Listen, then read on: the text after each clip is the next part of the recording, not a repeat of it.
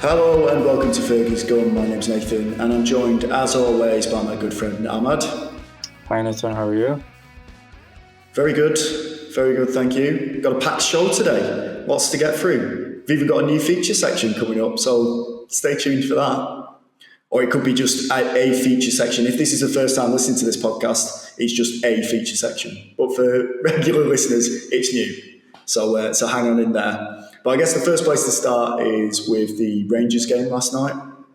I watched the highlights. I'm guessing you watched the highlights as well because we ain't staying up until midnight to watch that. But did you see? You saw the goals. I take it. I assume you saw the goals and the performance, right? Yeah, I mean, I honestly tried my best to watch the whole game, but I just kept falling asleep. Especially in the first half, like literally nothing was happening. Yeah, I think it was what we expected, what we talked about on the last podcast. We still have issues, like major issues. It does not matter who we're playing against. We're always going to have these issues. And yeah, last night, I think we had good possession. We had majorly possession, but I mean, looking at Rangers and their players and the injuries that they had as well, we should have won comfortably. But as always, we have to make things difficult for ourselves. And any team we playing against, they always give us a game. So yeah, it was like basically more of the same. It wouldn't be Manchester United without a degree of worry and panic whenever they go up the other end. I think Harry Maguire's still looking for that ball in Old Trafford right now that came over the top. I think he's still spinning around trying to find the flight of it. But you're right, it's individual mistakes still seem to be like, the brain farts, as we call them, where they just go, I don't know what's going on anymore. Where's the ball? Oh, I'm out of position. What's going on? And it doesn't help. It basically does not help. However, it's a narrow victory. It's 3 points. That's all that matters. Even Amorim and Fernandez were talking about this after the game.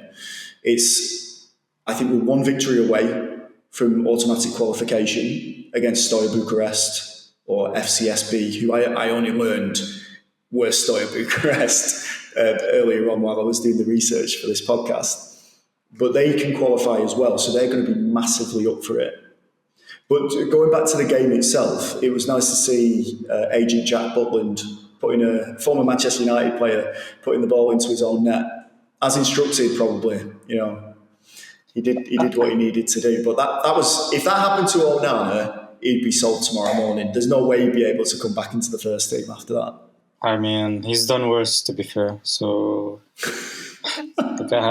he's still playing. But yeah, I think we had, the thing is, we had chances, but they weren't clear cut.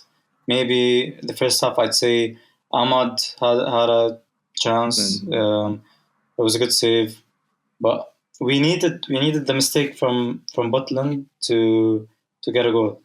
Although we did score a perfectly fine goal, which was ruled out for some reason, as usual. I don't know. It's getting ridiculous.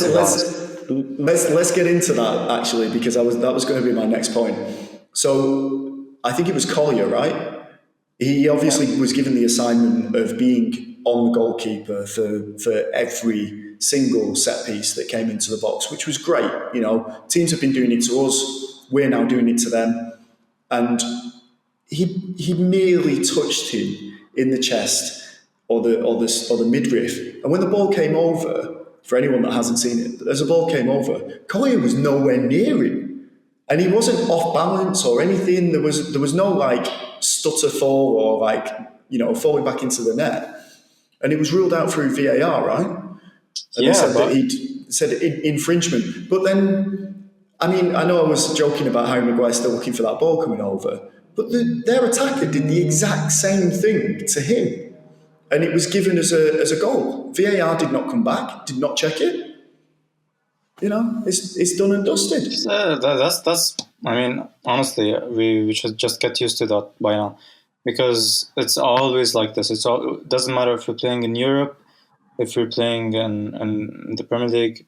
It's just, I don't know what it is, but we always seem to get decisions against us, and nothing comes our way. Penalties, like we've seen penalties given in it's like just stupid ways in other games, and when it comes to us, they never see. The player has to, I don't know, like he has to get his leg broken or something for them to give us a penalty. Well, like it's just ridiculous. Even then, I think it would go to VAR. Even if his leg was broke, I think it probably would. Against Brighton, the penalty that we got, it was an obvious foul, but even then, the referee was hesitant. Like it took him a minute for him to decide that he's gonna whistle and give us a penalty. So it's just ridiculous. I don't know like what it is. I think Amram should start talking about this, because obviously when managers talk about this, they pressure the referees and sometimes they change the whole demeanor. But I don't know. Like it's something has to change. But there is change coming though. I don't know if you've seen it, but in Scandinavia, Sweden has already, as a football league, have rejected VAR. They've said, forget it, we don't want it. And Norway have just, I think a couple of days ago, said, that's it, yeah, top leagues, we've had a vote, electronic vote, all the teams voted against VAR, so it's gone, scrapped. And I think that will continue around the world, because it's slowing down games, for starters. It's making referees kind of second guess their decision making. And also, it's like the fans in the stadium, or even us at home, when a goal goes in, you're like, you can't even jump up and celebrate because is it offside? Is it not? Like that, those things used to be very rare, and now it's after every goal. Oh, has he pulled that guy's hair? Or has he untied that lad's laces in the build up to it? Like, there's all these like weird little infringements that it gets pulled back for, and it's like, forget it, you're ruining the sport. So Norway, Sweden, they're leading the charge. Hopefully, we'll see more of that across the world. Back to the game again. Bruno's goal was very, very well taken. Took it in his stride, and what a ball from Martinez! Superb. Yeah, I agree. He's already on 9 goals this season, and he had 15 last season. It's weird because you look at how badly this team is playing, and you kind of think he's not had a great season. I know he's best of a bad bunch, but chipping in with 9 goals already, which is helping us because our strikers couldn't hit a barn door. Yeah, no, I think Bruno's been doing really well recently. I think it's 9 goals, 11 assists, which is like, it's very impressive. And he didn't have the best starts to the season, so I think he's just started to get into his rhythm after Ten Hag got the sack. So, like you could say, in the period since Van Nistelrooy and Amram, that's when he got the chunk of his goals and assists, which is very good. But like you said, and like we keep on mentioning every podcast, that we still have the issues that we don't have goals in our team. We don't have goals. Like, we have 2 strikers, and I was trying to remember when either of them last scored, and I can't. I generally can't. Okay. Can you?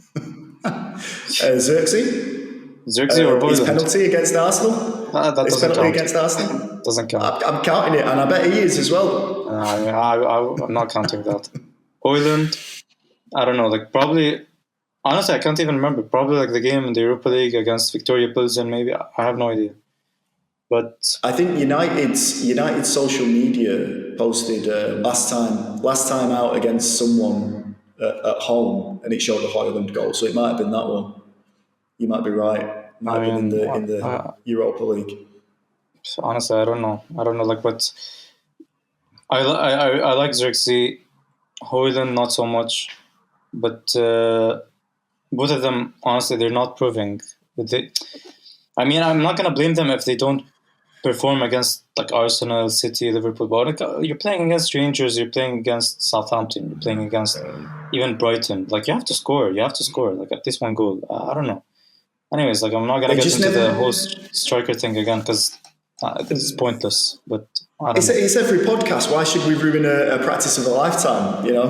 We should keep hammering them because it's the same every week. It's the same every week. They're never in the right position.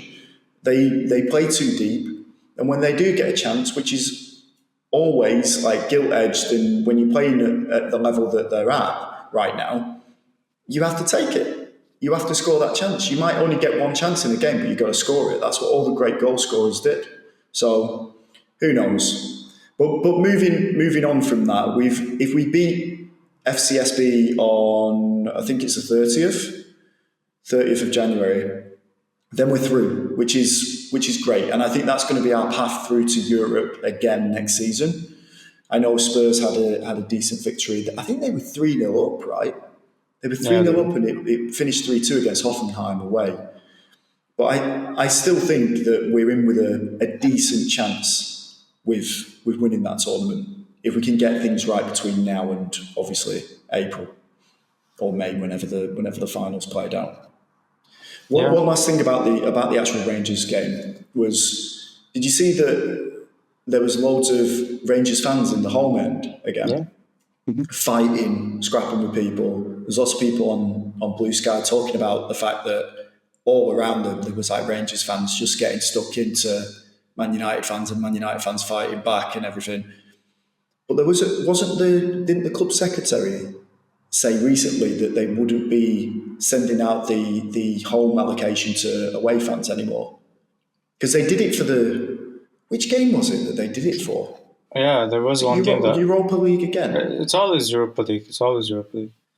But yeah, they gave away the allocation because they're skinned, because they have no money, so they need to push it. But they actually came out with a statement after footage circulated on Instagram and X and all the rest of them, basically saying that it was season ticket holders, Man United season ticket holders, that had given away their tickets so they're blaming the fans, which is brilliant.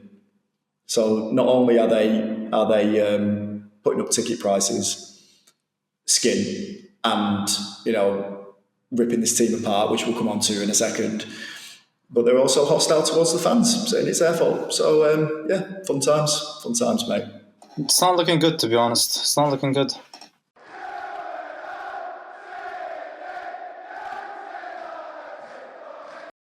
Okay, time to have a look at the back pages and where we are with the transfer situation for the January transfer window. It's much the same as it always was, mate. In terms of ins, the only person that has changed or that has appeared since the last time we recorded a podcast is Dorgu from Lecce, which seems like old news now. It feels like that rumour's been out there for about 3 or 4 days by now as we're recording. Still, apparently, negotiating with him. He's a left wing back at Lecce. I think they're in the relegation zone, so they are keen to kind of cash in on their stars right now.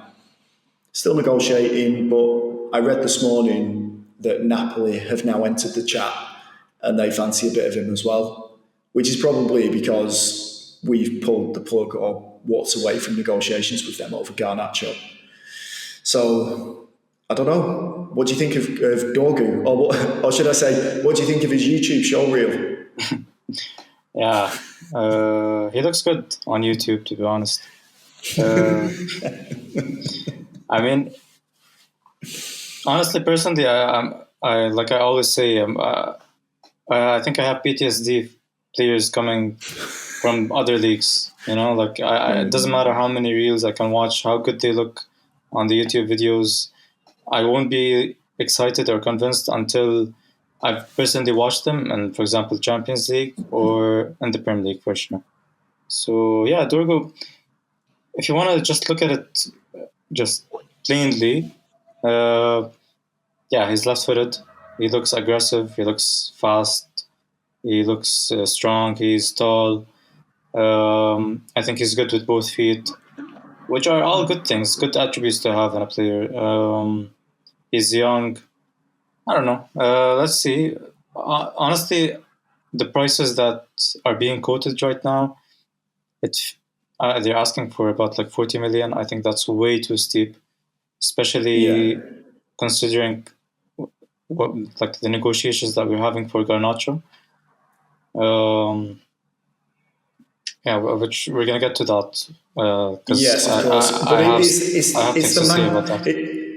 Exactly. It's the Manchester United tax, though. Whenever we go Yeah. into negotiations with anyone, they think that they can just get as much money out of us as possible. And they do. So yeah, exactly. Because Woodward oversaw one of the worst transfer periods for Manchester United, overpaying for players, and it set the template. And you can't really come back down from that. And one of the things that I was supposed to say at the top of this in terms of the transfers is there was a great article. I think it might have been on the Athletic where they was talking about how Manchester United over the past 8 years, maybe 10 years, they've been paying for players on like what we call in the UK on tick, which basically means like hire purchase. So Yeah. you buy a player for 80 million. Pogba's long gone, and I think we're still paying for him now because they were paying for players on like credit cards and all types of Yeah. stuff, getting loans for it. So yeah, it's basically a shambles, which is why we're not looking at your Alphonso Davies players, why we're not looking at your Vinicius Junior. Like we don't sit at that top table anymore. As Kelvin Maguire said, Kelvin Maguire, Kieran Maguire. he's Kieran Maguire. That's it. I knew it was something beginning with K. As he said, Manchester United are living a Champions League lifestyle and Europa League finances, and we can't afford these types of players anymore. So someone like Dorgu, who I've read mixed reports about him. So the guy on Blue Sky, I forget his username, but there was a guy on Blue Sky that did a long thread on his strengths and weaknesses. And his weaknesses sound like basically what Davo is. Like, gets knocked off the ball easily, dives into challenges, can't get back, not very good at crossing. But the only difference is that he has but the only difference is that he's got a left foot. So that's basically that's it. not enough. I mean, that's why I was saying we need to, if you want, if you get them for like 15 million, 20 million max, then okay, it's a risk worth taking. But if you're paying that much for a player that's so unknown, we've done that mistake way too many times before, and we keep on paying that price like years ahead. We've done that with Hoyland. Apparently, we've done that with Xerxes. I don't know. I can keep on going, but if you want to pay that price, just add another 10 million. Get someone proven from the Prem. I don't know. Just we have to get our recruitment right, especially like you're saying, our finances are in a shambles, and it's not going to be sustainable for much longer. We've been living off our like history. We've been living off our reputation for the past 10 years. We've not been doing well on the pitch, and you have to do well on the pitch to have proper revenue. But we're going to lose all our sponsors, all our income with all these financial fair play and PSR rules coming in. It's not like someone can just come in and put something from their own pocket and like we can function again. We can go for whoever we want. It doesn't work like that anymore. That's interesting that you mentioned that. I know we've kind of gone off topic slightly here, but there has been no announcement for how they're going to clear the debt, right? They haven't talked about how they're going to do that. I mean, it seems fairly obvious that they're going to just sell off anything that's not nailed down so that they can try and clear some of the debt. But while clearing the debt is, the great long-term goal, there's also performances on the pitch that we need to address, and the players on the pitch, players in the squad that we need to bring in and sell to try and get back there again. And it's interesting to me, and it kind of links on to the next person that we're linked to coming in this window, is an 18-year-old Arsenal Academy centre-back called Aidan Heaven, which is a great name, first and foremost. That's a fantastic name. But it's like getting Chido Obi Martin. He's 18. He's not coming into the first team to be, to be a starter straight away. But I think it's changed. Our policy is going to change to just getting rid of young players. We're going to become one of those factories like Chelsea, where they just get rid of the young players and just nail on as much profit as possible. which is why Garnacho is in the shop window, which is why Mainoo's in the shop window, which is why McTominay left, which is why they're desperate to get rid of Rashford. I'll come to the outs in a second, but it does feel like that's their new approach to things, and not to do the in the know thing, but I have it on good authority from someone that I know who's well connected that they're completely broke. Manchester United are completely broke. They cannot spend in January. They cannot, unless they sell. Yeah, that's the thing. If it means that we have to sell, even if it's not ideal selling academy players, but if you can get good money for academy players, then you do it. Because honestly, that's the only way we can accelerate the process. Because otherwise, we're gonna have to wait for like more than 5 years easily for us to get back into a position where we're financially stable enough to be able to build teams however like we want or the manager wants. If it means selling Garnacho, unfortunately, if it means selling Kobe, even though I would hate that, but if you get an offer of like close to 100 million, 150, we're not going to get 150, but like if you get close to 100, it's something to consider. Rashford for sure, whatever you can get for him, do it. Because that is all pure profit. And like you said, we're still paying off players that we bought 7-8 years ago. And that's it's very restrictive. Like we can't do anything. We're looking at players, like you said, players from other academies getting Chido Obi. Like we're focusing on that, which is not wrong, to be honest. Like that is a good strategy, but it's gonna take time to show on the pitch. But but again, it doesn't mean let's get onto it. If you're gonna go Garnacho, exactly Garnacho.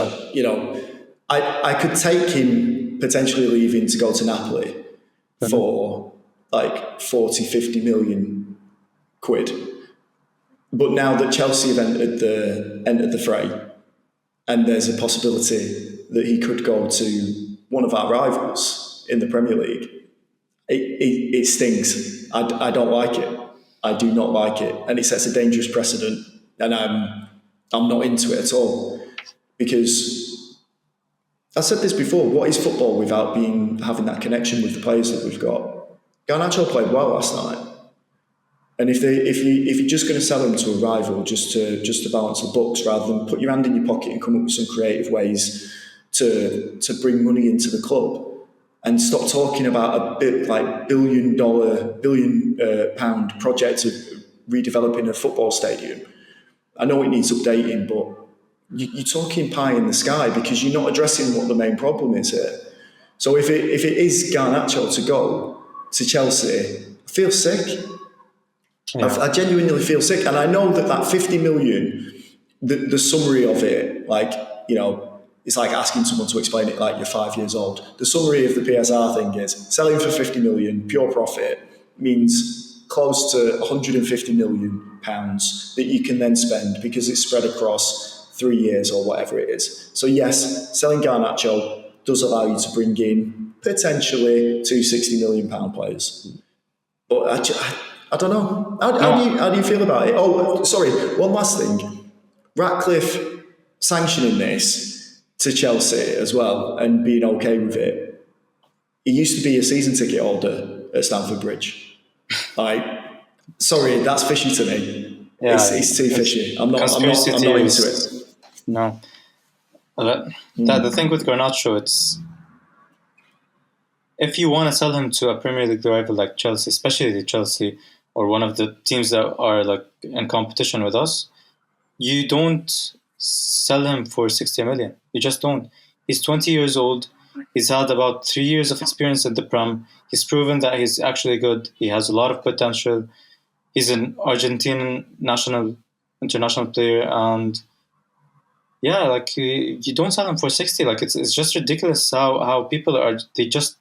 They mug off United. Literally, they just mug off United. Like they sold us Mount for about 55 million pounds, I think. He had 1 year left on his contract. The previous season, he was injured the whole season. And Yeah, like and he wasn't 20; he was about 24 or something. So how the Yeah, hell do you go into negotiations accepting 60 as like even I don't know, like if they say 60, you just you hang up the phone, and like if you wanna actually negotiate, come back with 80 plus, because we're not gonna sell. You keep him.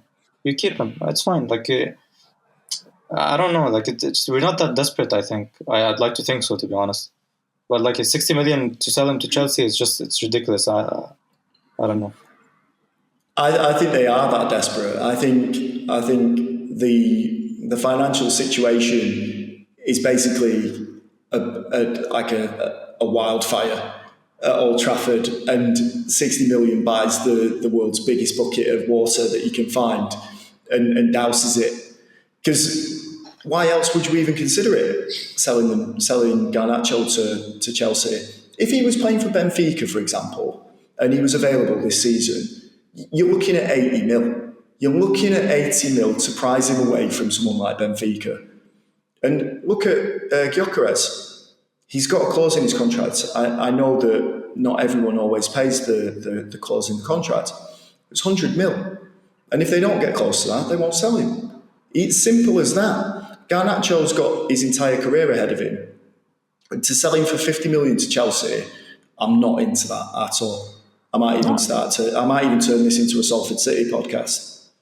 Yeah. I mean, no, it's just ridiculous. Like you said, if he was at anywhere else, if he was at Madrid, if he was at Barcelona, like Athletic Bilbao were quoting around like 80 million for Nick Williams when he's had only one good season, and maybe the good 4 weeks that he had at the Euros.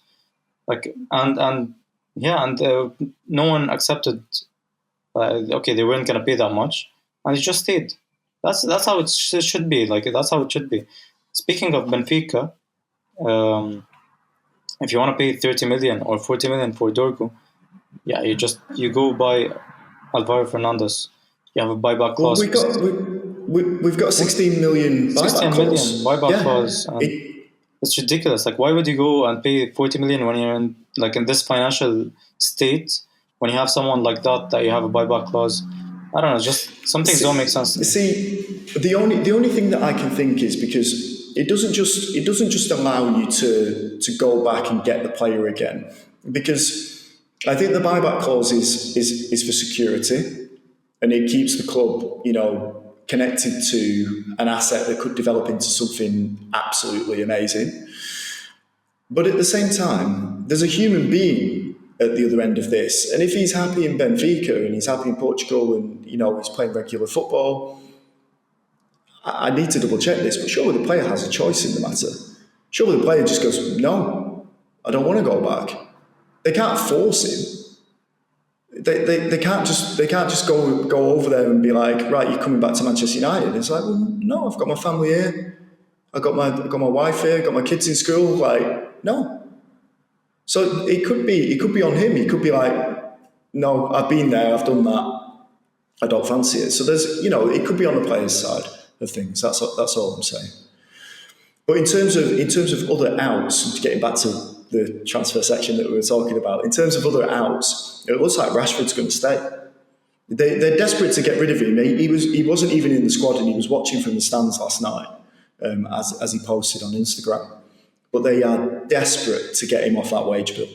Desperate to get him off, and that's.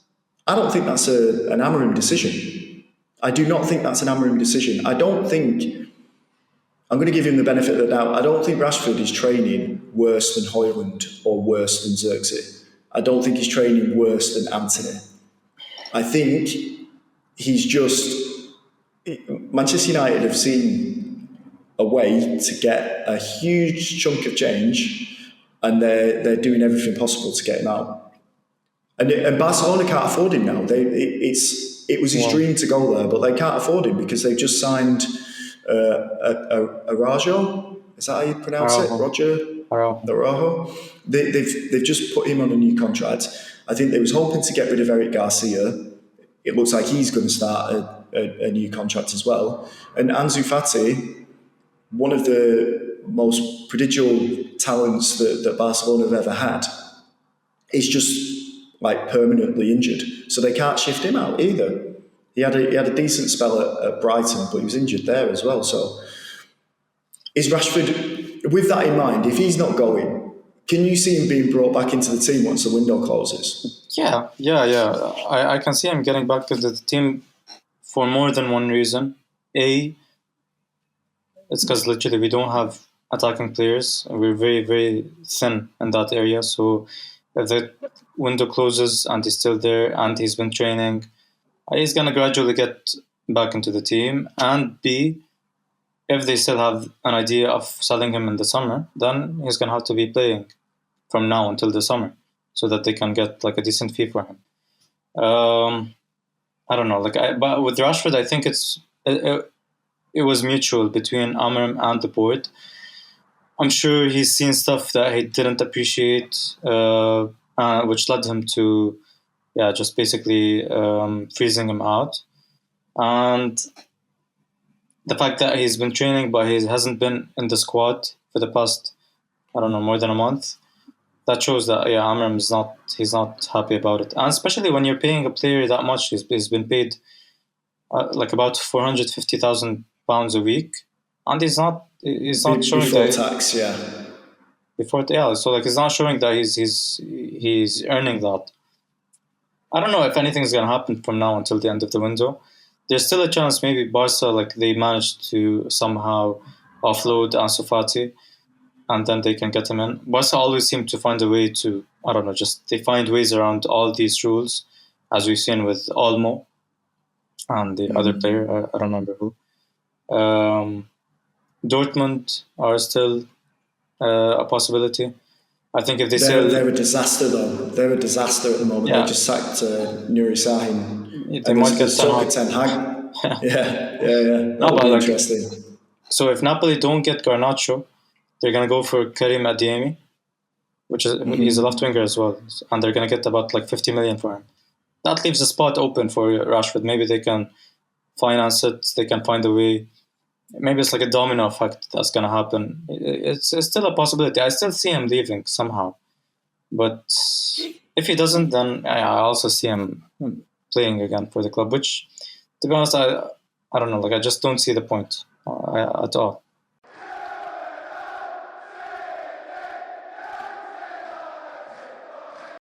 Right, we've got a new exciting feature for the podcast called Overrated, Underrated, where myself and Ahmad pick out one player as a surprise for each other to present to the other person, and then we get to decide whether they were overrated or underrated as a Manchester United player.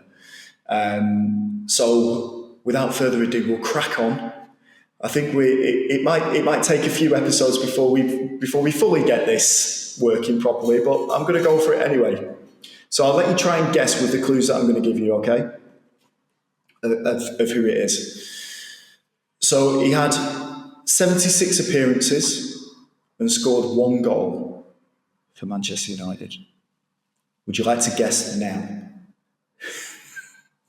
No. No, okay. He only ever picked up 1 red card for Manchester United, despite being known as a hothead. I'm starting to have like an idea. Okay, I'll give you one more. No, I can guess. You want to guess? Go on then. Marcus Rashford. It is. Yeah. It is Marcus Rashford. Well done. Yeah. I'll finish off by saying he was signed by Van Gaal in 2014 from Sporting Lisbon, 16 million, 61 appearances for Argentina, and you know what? That red card that he got was. Do you remember? Yeah, I remember. It wasn't deserved. Yeah, it was against Anderlecht in the Europa League, and the sending off wasn't actually given on the pitch during play. It was given after the game. Oh yeah, that's the first to be done so. I don't know how he didn't get more red cards, to be honest. Yeah. He was going two-footed into every challenge. Exactly. Which was the bit that gave it away that it was Marcus Rojo, the hot-headed part. Yeah, definitely. And the 1 red card, because I remember like he got only 1 red card. I don't know how. There we go. So then, Marcus Rojo, centre back that we signed from Sporting Lisbon, overrated or underrated? I think he was underrated for some reason. I think honestly, like it was very tough to judge any player in that period. Ever since Sir Alex left, any player that you want to judge is just tough. I think he had good spells. I think he used to get injured a lot, which was not in his favor. He had his best period again under Jose Mourinho, when he had that partnership with. He had more than one partnership, but like mainly I think it was with Phil Jones. And they were solid. Like we went on a run, I think, in the 2017-2018 season, where we were just keeping clean sheets, winning. That was the season when we finished second behind City. Yes, so yeah, I think he was good, and he was a good squad player to have around. I think just like the fact that he got injured and that he was hot-headed, I think that didn't help him. What about you? What do you think? He was basically the Lisandro Martinez prototype. You know, before we got Martinez, he plays left centre back. He can play left back, not very well, but it was that type of player, and it feels like we replaced him with a slightly shorter version in the long run. But I thought he was useful. I thought he was a useful player, and I think the big thing that makes him stand out in hindsight, and obviously hindsight is a beautiful thing, but the big thing that made him stand out in hindsight is that when you need players to grab the game or to do something that gets the crowd on their feet, I'm not talking about skill. I'm talking about lunging, smashing into a challenge and getting the crowd like properly into it. I think it's contagious, and Rojo did that a lot. Like, he was always surfing the yellow card, red card fence, but he was good at getting into those challenges, and you knew when he was running towards a ball that it was all in. He wasn't backing out of it. A little bit like Ugarte is now. But you're right. I think he's underrated. I'm going to agree. I'm going to say he was underrated simply because his injury. If it wasn't for his injuries, I think he would have been more of a mainstay in that back line for Manchester United. And he was fairly consistent when he did play. He would give you a 7 out of 10 game pretty much every game, so you can't really complain about that. So there we go then. Marcus Rojo, underrated. Underrated. Here we go. Okay, so for Looking my forward player, to mine. First clue I'm gonna give you. He played 147 times for Manchester United, and he scored 25 goals. 147 times, scored 24 goals. No, I'm going to need another clue. He played in 9 countries. 9 countries. A journeyman.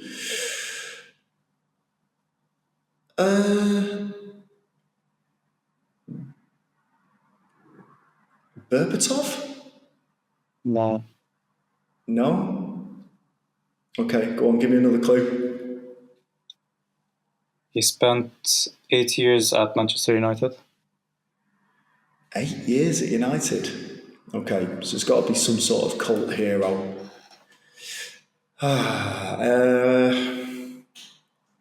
Okay, this will be my last guess.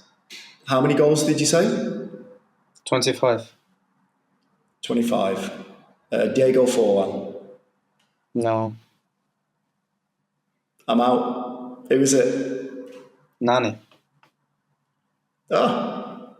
I always think that Nani's goal tally was so low because he had one season where he was banging them in from all over the place, and I think that's where he scored a majority of his goals. I don't think he ever reached those heights again. Okay, Nani. Before I answer, I'll give you a little interesting insight that I found out a while ago about Nani, was that it's probably quite a famous thing, but Sir Alex Ferguson's on record as saying that he used to, in the changing rooms when there was a bad performance and like Nani had done something wrong, he would always shout at Ryan Giggs, who was always sat next to him, but it was always directed at Nani because if he said it direct to him, he'd cry and get upset, quite literally. So it was a good tactic from Fergie. Overrated or underrated? I think Nani might be the classic Marmite player for any Manchester United fan. I'm gonna say he was overrated. I know that sounds harsh. I know it sounds harsh, but let me tell you the reasons, right? I really like Nani as a player. However, he was when Ronaldo left, he was supposed to be the hero that would do anything and would win us the game. He was the replacement that was going to do the things that Ronaldo was bringing to the table. I know he wasn't technically as gifted as him or physically as gifted as Ronaldo, but that's what he was. That was always the tag that was on him. He was going to do the business for us. And I think anytime he did something, and you can see this now with the current squad, because of the level that we was at back then, because we were desperate for someone to fill that void, I think we gave Nani a bit too, far more credit for doing the basic stuff. And I think that's why we were all like, oh, brilliant. Anytime he scored from distance, brilliant goals, don't get me wrong, fantastic goals. But I think we applied way too much hope and oh, he's great, he's fantastic, let's get the highlights reel out. So I'm going to say overrated. I love Nani, but I'm going to say he was overrated by fans. Yeah, fair enough. Personally, I don't know. I can't decide. Literally, I think he was adequately rated. Well, but for the purposes of this segment, it has to be overrated or underrated. I can't let you have the slanted stick in between. Yeah, if I had to choose one, I'd say underrated, to be honest. Okay. Honestly, especially after watching the things I've been watching for the past few years. So yeah, I think Nani was good. I think he was actually good. He didn't score much. He did have I think it was 2 seasons when he actually he started scoring consistently. But mainly it was the 2010-2011 season when we won the league, the 19th title. And he used to come up with important goals, which is what I used to love, to be honest. He used to actually come up with important goals. He scored against City. He used to always perform against Arsenal. And he was one of those players, he just, when the game is dead, he just pulls something. He just does something. I think what was not in his favor was, like you said, people were comparing him to Cristiano. He came from Sporting as well, winger, Portuguese, skillful, and yeah, I think that he struggled with that a bit. But yeah, if you overlook that, he was actually really good for United. He was part of. Even when Cristiano left, and even when he was there, even when Cristiano was there, because Nani came in the 2007-2008 season, which is the season that we won the Champions League. He was still, I think he was 19 or something, and he was actually performing. He was performing. Yeah, he scored in the penalty shootout in the final, which is not something easy. Champions League final, your just first year. Terry. Yeah, exactly. So. And he even in games he used to score against Liverpool. I think he scored as well. Against Spurs, he used to score. He used to come up with important goals. Against Bayern, I will never forget that performance. I know we said we're gonna have a feature talking about games that just they're still stuck in your heart. The 3-2 against Bayern, it's always gonna stay there for me. But he was brilliant in that game again. like just flashes of brilliance coming. Like he just comes up with something out of nothing. The 2010-2011 season was like by far my favorite for him. Um, I think in the Champions League that season I don't know, like I can't remember 2010, 2011, 2010, 2000, I can remember what happened in the Champions League. Yeah, we reached the final. I can't remember what happened this morning, mate. So No, my memory's gone. we reached the final that we lost to Barca. That was the last final that we got to, and he was actually really impressive even in that run. So yeah, like Nani was underrated because yeah, like you said, people used to always give him slack for being inconsistent because they were expecting Cristiano Ronaldo levels or even Wayne Rooney levels. But other than that, he was actually very good. So yeah. My favourite Nani moment was it William Gallas when he was playing for Chelsea? When he was playing for Arsenal, booted him after he was like dribbling down the pitch. Was it the 8-2 game? No, No, it was it was an FA Cup game.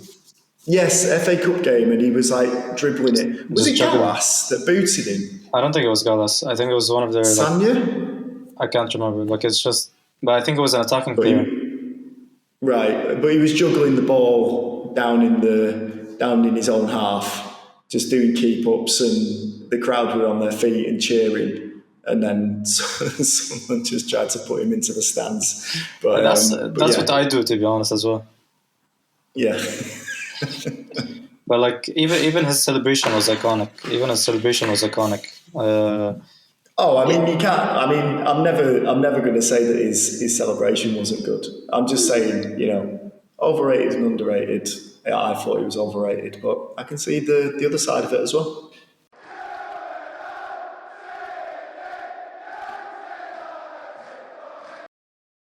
So next up for Manchester United is Fulham, and we play at Craven Cottage on Sunday. Again, for us in Dubai, it's a late night game. It's 11 o'clock at night, and I will be damned if I'm staying up to watch Manchester United play Fulham at Craven Cottage. But Fulham are in 10th place. Before I actually did this section, I was doing obviously the research on it. I thought Fulham was on like a decent kind of winning streak at the moment because I kept thinking back to their famous victory away at like Stamford Bridge when they won 2-1. I was thinking about when they managed to get a draw at Anfield as well during Liverpool's like major streak as well. But although they sit in 10th place and they're 7 points ahead of us, although they sit in 10th place, it's been patchy in the last like 5 games. They've only won 2 of their last 5 games. And then they got beat by West Ham away. They squeaked past Leicester, who are dreadful at the moment, but that was their last game. So I don't know. It seems like although United are rubbish, it seems like a good time to play for them. What do you think? Again, it does not matter who their position is. United are always going to find a way to make it difficult. So, I mean, the only ray of hope I have is that it's not at Old Trafford because we seem to stink at Old Trafford for some reason. Playing away, we seem to, I don't know, pull ourselves together. We managed to come up with a performance. Yeah, and I think we've struggled going to Fulham away, but we've won. Last season, it was when Bruno scored that last-minute winner. Even the season before, it was Garnacho scoring the last-minute winner. Yeah. So yeah, like we seem to win there, but not comfortably. And they've been doing well, even though, yeah, like you said, the past few weeks they've hit a rough patch. But they still can come up with the result easily. They have players that can hurt us 100%. Which is why I've put Raul Jimenez in my fantasy football team this week. As you should, to be honest. That's a smart move. But yeah, like. But it's one of those games. I think we tend to, in the past few games anyway. I don't know if you agree with me, but it feels like we've kind of invited pressure onto ourselves ever since the Arsenal game. we've allowed teams to kind of get at us and try to perform this low block and hit them on the counter.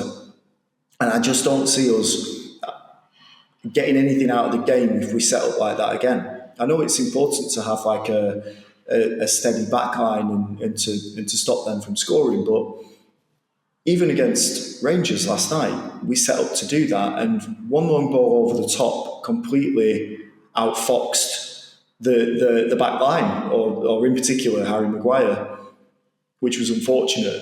But surely Amorim has to make tactical tweaks, not just personnel tweaks to this team. I know we keep talking about like the formation and things like that, and I'm fine sticking with the formation, but there has to be something tactical nous that Amorim can come up with, because it's a results game and he needs results, and we can't keep saying this is the worst United team ever. We can't keep saying, these players aren't fit for it. We can't keep saying that we need to bring in new players from somewhere else. He's got what he's got, and you've got to get a result out of it. That's the bottom line to it, right? Yeah, but the thing is, like, even going into this game specifically, when we're gonna get into the starting 11 in a minute, but like thinking about it, what are you gonna do? Like, who are you gonna play? You're gonna play the same players again. You're just like they say, like you're putting, I don't know, square pegs into round holes or whatever. Like you're just trying you're throwing the players that you have into a system. It just does not work, and we have to sign players. Like we have to sign players. Even Garnacho probably, I don't think is gonna play this game. I think by then a deal with Chelsea would be too advanced, and we're not gonna risk him. Anthony, like he's not gonna start, but like he's also leaving. I don't see Rashford coming back in. So again, it's gonna be Bruno, it's gonna be Xerxes or Højlund, and it's gonna be Ahmad again. And you're gonna have to play Mazraoui and Dalot in the wing back roles, which also limits our attacking options. So yes, I don't know. I don't see, even with that said, I still see us getting something out of the game, because that's just how United are at this point. But I can see it literally going either way.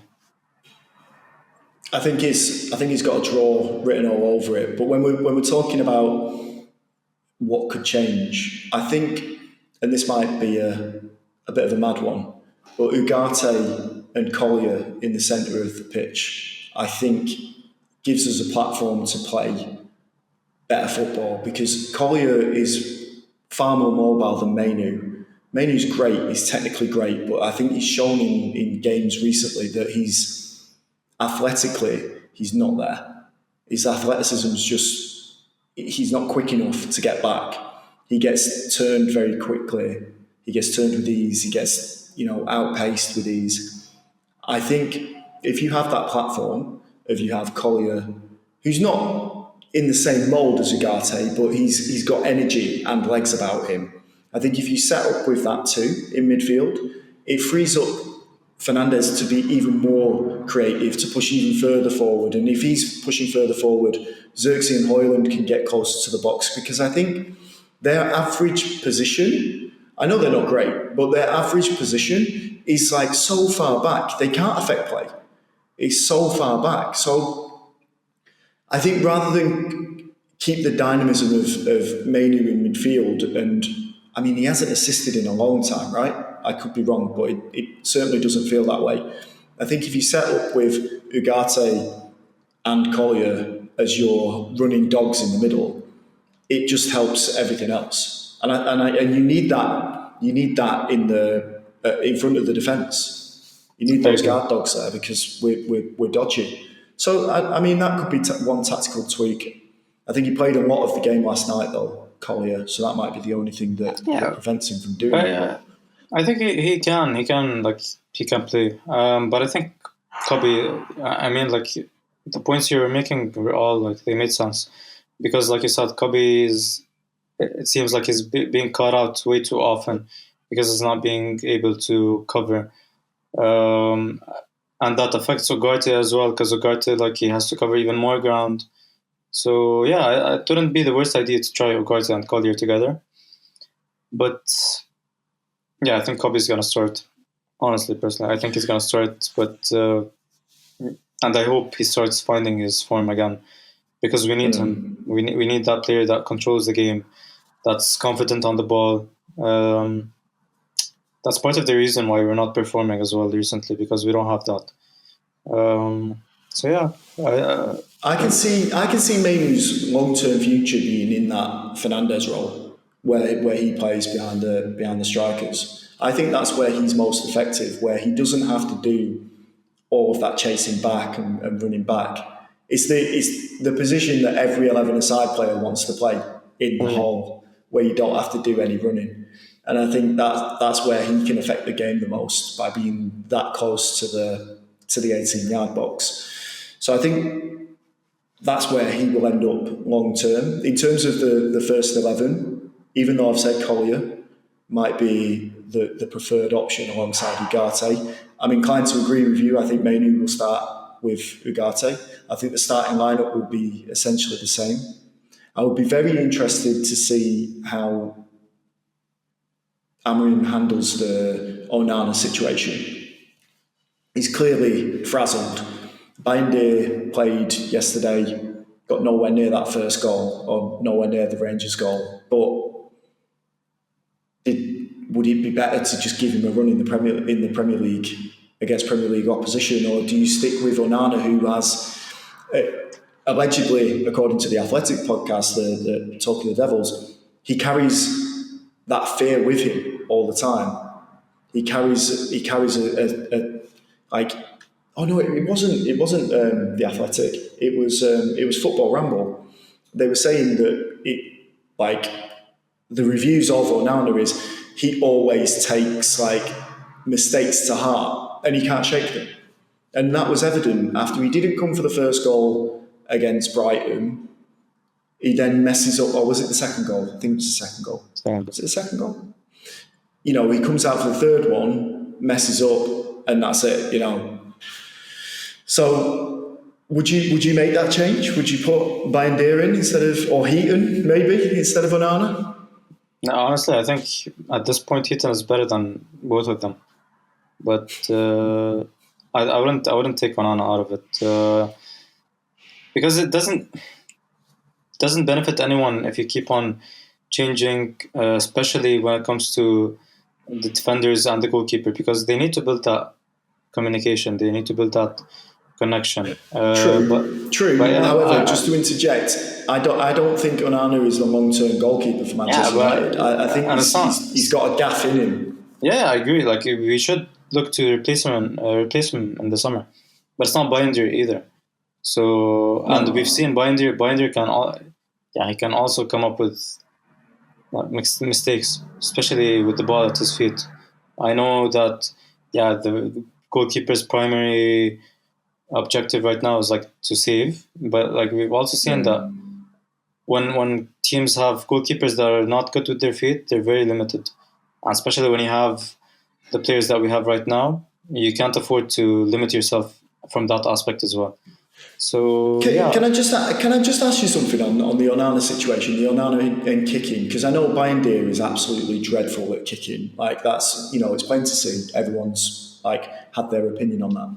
However, with Onana and how he's great with his distribution, have you seen evidence of that, or have you got the Mandela effect where you just think that in games he's actually done really really good distribution? Because I'm of the opposite side. I think he gives the ball away a lot to the opposition, and that's because of obviously who he's kicking it to. But at the same time, you're kicking it, lad.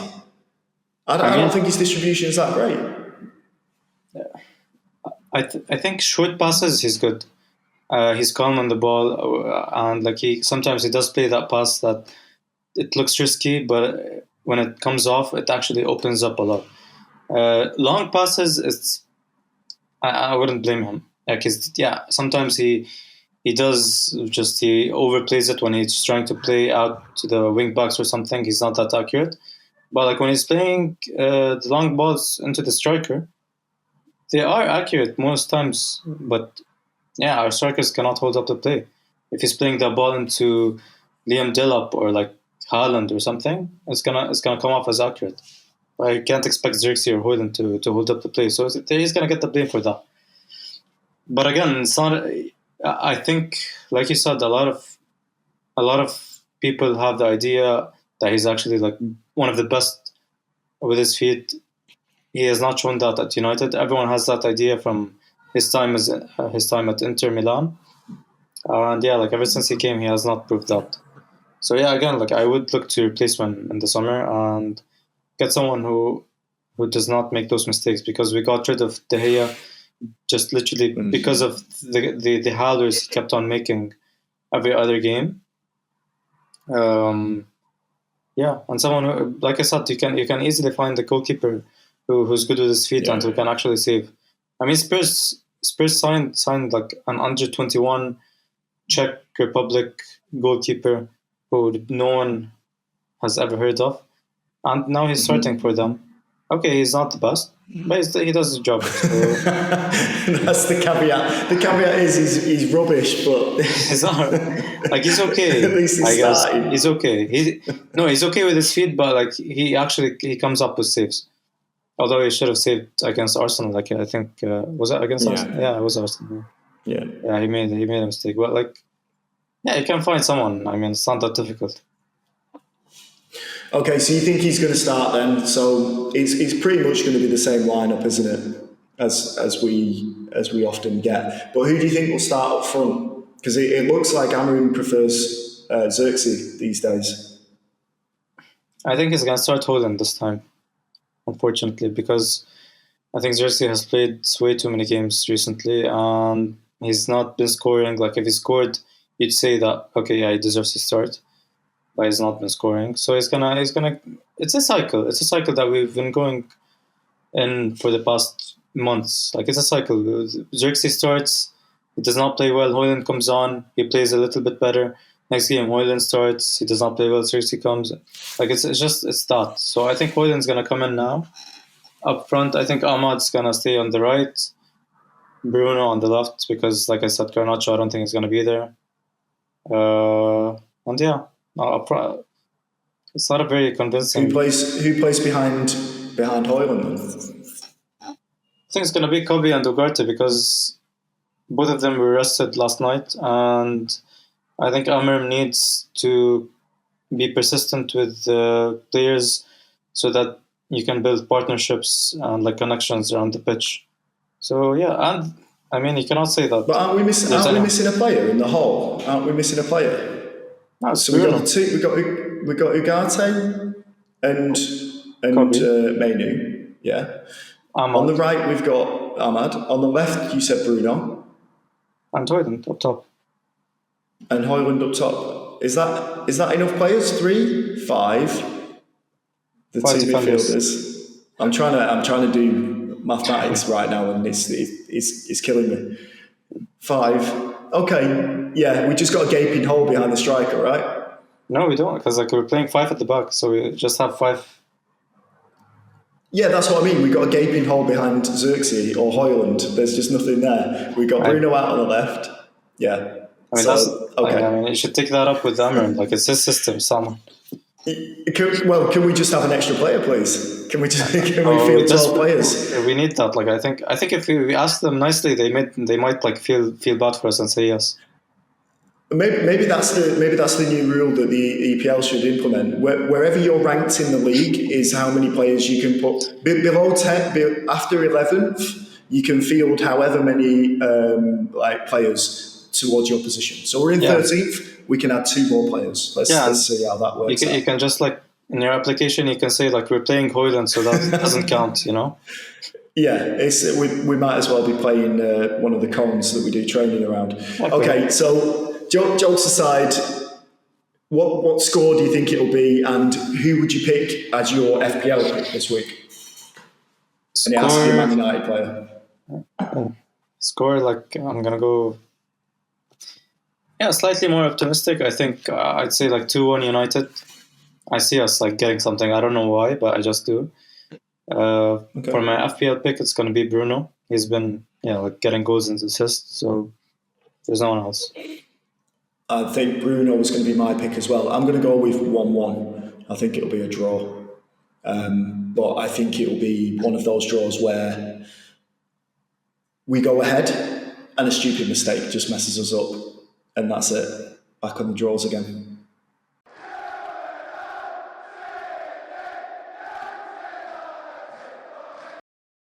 There we go then. Another podcast from Fergie's Gum. Thanks for listening as always. We'll speak to you again after the Fulham game.